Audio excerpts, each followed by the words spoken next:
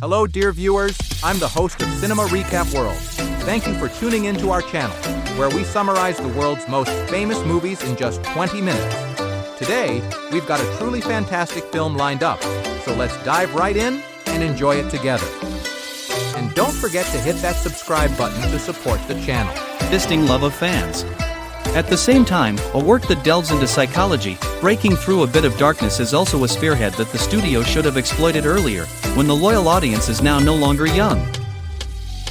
For this reason, at first glance, the film tells the story of a bunch of anti-heroes who are just like bricks for the Fantastic Four, but in fact it is a link that Chairman Kevin Feige definitely does not want to destroy. So how did Thunderbolts make itself so interesting with only martial arts and shooting characters? After a Captain America 4 tries to convey a political message but is too naive, will the end of Phase 5 go into a wreck when trying to touch the melancholy? Let's find the answer in today's video. Note, I will try not to reveal the content of the movie, but if you want the most complete experience, you should go out and watch the movie before coming back. The film tells the story of 6 sub-characters who have appeared in previous MCU works: Yelena Belova, Bucky Barnes, John Walker, Red Guardian, Ghosts, and Taskmaster all have in common that they are going through boring months. The film quickly brings us to a chance event where they all discover that they are actually Valentina Allegra de Fontaine's underground agents. The CIA director and she are trying to kill outlaw fighters because of the government's touch. In particular, De Fontaine is also running a secret project called Sentry with the ambition to create a Superman with superior powers. So, from the journey to save themselves from the scheming female politician, the Thunderbolts are dragged into a fight to save New York City against an opponent they have almost no chance of winning. Opening with Yelena's confessions, Natasha Romanoff's sister, that she feels the future ahead is completely meaningless. The film prepares private viewers very early that the next 2 hours will swirl deep into the hearts of characters with dark pasts, especially with the villain Sentry we see in the trailer possessing the power to lock the victims in a dark zone, a direct link to psychological trauma and depression. It is probably not difficult to judge that the success or failure of the Thunderbolts depends entirely on whether the battle inside the anti-heroes' minds is attractive enough to the audience or not.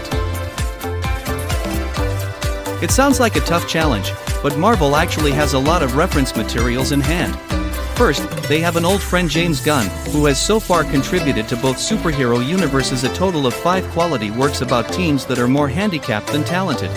And yet, the director of the movie, Jake Schreier, is also in extremely good form, and after the hit series Project of Beef, Hanan has quite a bit of experience exploiting hot-tempered characters who are easy to lose control. Taking full advantage of the latter, Thunderbolts opens quite similar to the Suicide Squad, which is also a group of anti-heroes dominated by a high-level character. With a surprising plot twist at the beginning of the film, everything goes smoothly, and until the whole team meets the villains. Personally, I find the film still attractive and curious enough. The development only begins to polarize when each member requires a separate development journey. And unfortunately, from episode 2 onwards, the inevitable problem has been revealed. That's not every character in Thunderbolts is equally interesting. Let's talk about the names that have done well. Favored by a long-running script, and at the same time playing the role of the captain of the Thunderbolts, Yelena Belova is undoubtedly the brightest point of the film, as well as the most memorable character. Appears as a relaxed girl at the beginning of the movie when she only performs tasks to pass the time. Yelena completely transformed compared to the pale version in Black Widow 2021 when her scenes were meticulously exploited by the screenwriter, not reminiscing about the past obsession when he was training in the Red Room. Yelena was now wondering, not sure if she should follow in Natasha's footsteps into the light, care about others, and fight for a specific goal.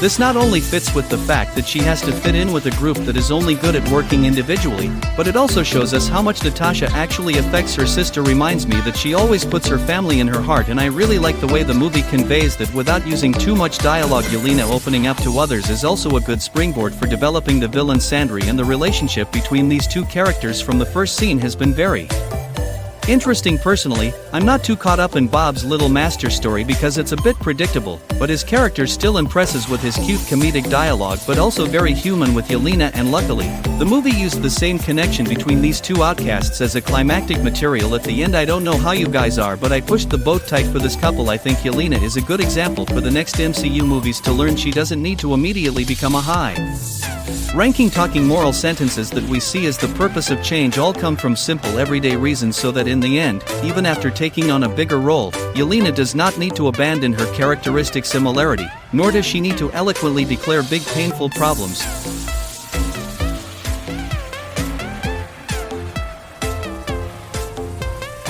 What we have seen is the double-edged fence that makes Sam Wilson's Captain America still not have weight. In particular, I also like how Yelena's past is turned over in the movie. Instead of just describing the misery of being trained in the Red Room, director Jake Schreier chose a fairly new perspective. That's how Yelena is always the best in her class and how sad she feels when other classmates are beaten up for not keeping up with her. I think it is those small details that make it interesting, separating Yelena from a Natasha who has a very strong position in the hearts of fans. And come to think of it, didn't a new perspective make Loki or Moon Knight completely different from the rest of the MCU? If we point out something that we are not satisfied with, sometimes we still come across conversations in the style of psychotherapy that advise us to love ourselves quite forcefully. Luckily, thanks to the talent of actress Florence Pugh, who after Miss Zomar, Dune, or Oppenheimer no longer needed to prove more about her strength, these scenes didn't get any worse. Yelena's cool, it was her adoptive father Red Guardian, and to be honest, although this character is still as careless as when he appeared in 2021, at least eagerness for fame is also a unique point. Like many other teams, the Thunderbolts need to buy a comedy in the fact that a super warrior father from the old days kept dreaming of becoming famous again is quite funny. The level of comedy of Red Guardian gradually increases over time, and even if you don't laugh out loud, you are forced to sympathize with this anti-hero because actor David Harbour has really played the role too charmingly. Come to think of it, having two fathers and sons on the same team is also unique to the Thunderbolts, and we have the right to expect more new things from Red Guardian in the following works. John Walker is a fairly predictable case because in the series The Falcon and the Winter Soldier, England has had a temporary development journey. Therefore, the American school team, this time the double, plays the role of a secondary, keeping the characteristic arrogance to embellish the moments of laughter at the same time. The scene of the return to the wall also does a great job reminding me that this is a man. There is also a wife and children behind him. This both explains John's unpleasant and monotonous personality at the same time. It shows us that the situation is not easy. This character is in a situation that even with his superpowers he cannot solve. The role with John Walker, Bucky Barnes in this reappearance also mainly plays a supporting role. This is an easy to understand, because he is a character who is too complete. Familiar to the majority of the audience, everyone has long belonged to the story of Winter Conquest, so just seeing him appear cool and continue to lead the younger generation of heroes is enough to make the scenes memorable. Flipping Bucky's lonely journey, perhaps in the end, the Thunderbolts are the perfect landing spot for the retired assassin to stand side by side with his teammates.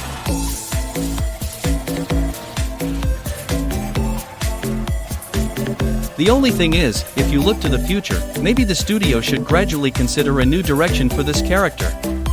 Because the story of him joining the House of Representatives to try to integrate into everyday life has not really left an impression.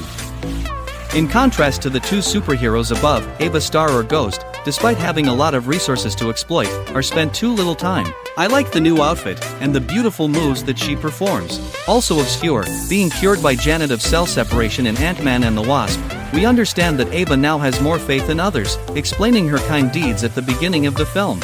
But there is a feeling that this character still needs another decisive push to really give love to the Thunderbolts team. It's quite unfortunate that the film didn't choose to exploit Bill Foster, who plays the role of Ava's adoptive father, a direction that I think is quite potential. In particular, she is also the one who directly caused the plot twist at the beginning of the movie that I mentioned above, but this problem is also only mentioned briefly, and we see that she also does not seem to be too worried or show remorse. However, this is completely understandable because the film has had to carry too many characters, and maybe Ava will is reserved for later projects. However, there is one character that Thunderbolts did not do well, and that is the tycoon Valentina Allegra de Fontaine, who in a series of previous Marvel works described with a mysterious intrigue. Fontaine in Thunderbolts is extremely passive, and she even makes quite a few elementary mistakes. For example, why an important plan such as killing assassins was revealed to the unfamiliar driver, and even let him see the location. Didn't the director of the CIA have a close driver? Or why did she think it would be easy to kill Yelena, John Walker, Ghost, the world's best assassins with a sloppy plan like the beginning of the movie? Fontaine's amateurism makes her impersonation of the Thunderbolts or a parody of Tony Stark's actions behind the 30-something bar at the top of the Avengers building quite funny, even a little stupid. Not to mention, I don't know why she could hire a secretary who is just young and easy to reveal information like Mel, a character that the movie doesn't actually need. Fortunately, we can temporarily ignore this inferior version of Nick Fury because Fontaine's role in the film is not too prominent. And I think that's what you should do to fully enjoy the satisfaction of the final battle. That's right, after a couple of good but bad moments, Thunderbolts ended with an emotional scene and is one of the MCU's most complete battles in recent times. It is not only emotional because of the scenes that have been seen and heard, but also because director Jake Schreier has done exactly what he promised at the beginning of the film. It is a fight against darkness in both the light and figurative sense.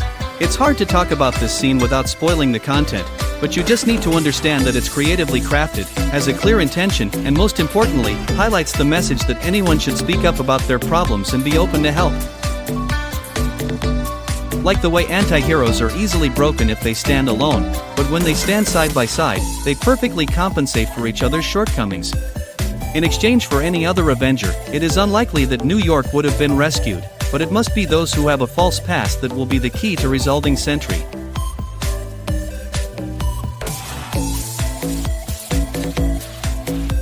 So that by the end of the curtain, I can almost be ready to give through a large amount of the previous scenarios. And if you really take an example, I think the Thunderbolts had an epic moment on par with the Guardians of the Galaxy in the old days holding the Power Stone. Speaking of the fight scenes, it seems that Chairman Kevin Feige has really listened to the fans' complaints.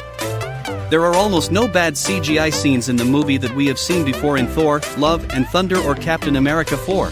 The look of the Thunderbolts is given a bit of a smoothie, and the scenes of Ghost or Sentry showing off their power are all beautifully artade. In particular, the dark tone of the film is also suitable for the story, and just a few scenes of the Red Room that appear in Yelena's mind are scary and memorable enough.